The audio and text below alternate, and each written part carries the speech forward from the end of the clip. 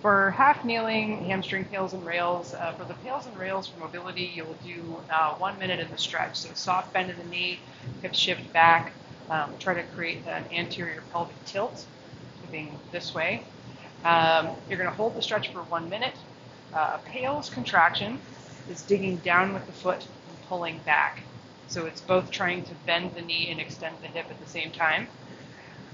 Ramp that contraction up to a high intensity effort. Spread the contraction through your whole body and hold that max effort for 10 seconds.